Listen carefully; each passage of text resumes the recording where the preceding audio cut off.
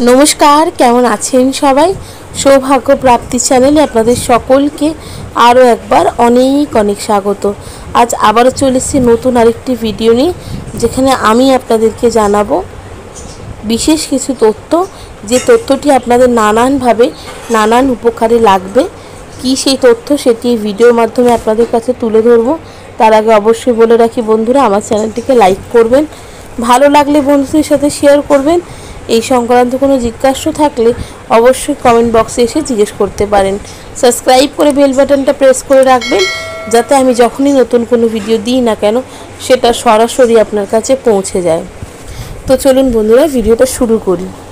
আমরা সকলেই কিন্তু চাই যে দেবাদিদেবের আশীর্বাদ সর্বদা আমাদের কাছে বজায় থাকুক। সেক্ষেত্রে নানান রকমভাবে আমরা পুজো অর্চনাও করে থাকি এবং অনেক সময় দেখা যায় যে বহু রকম ভাবে পুজো করেও বহু দিন ধরে ডেকেও তার আশীর্বাদ পাওয়া যায় না।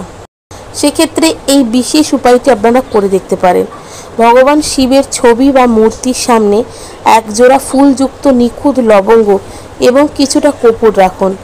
এরপর ওম নমঃ শিবায় মন্ত্রটি 21 বার জপ করুন। জপ করার পরে আপনার হাতের তালুতে লবঙ্গ এবং কর্পূর নিন। তারপর মুঠোটি বন্ধ করে আপনার যা ইচ্ছে যেটি আপনার মনস্কামনা কিংবা যেটি আপনার সমস্যা সেই সমস্ত কিছু ঈশ্বরের কাছে নিবেদন করুন। তারপর ওই লবঙ্গ এবং কর্পূরটি একত্রিত করে পুড়িয়ে ফেলুন। দেখবেন অনেকাংশে যদি আপনাদের কোনো রকম কোনো সমস্যা থাকে সেটির সমাধান হবে।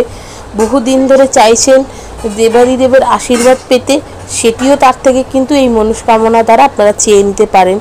তাই যে কোনো একটা ভালো দিন দেখে এই ক্রিয়াটি করার চেষ্টা করবেন, অনেকাংশে ভালো ফল পাবেন। তো কেমন লাগলো আমার এই ভিডিওটা অবশ্যই আমাকে কমেন্ট করে জানাবেন। সুস্থ থাকবেন, ভালো থাকবেন, দেখা হবে নতুন আরেকটি ভিডিওতে।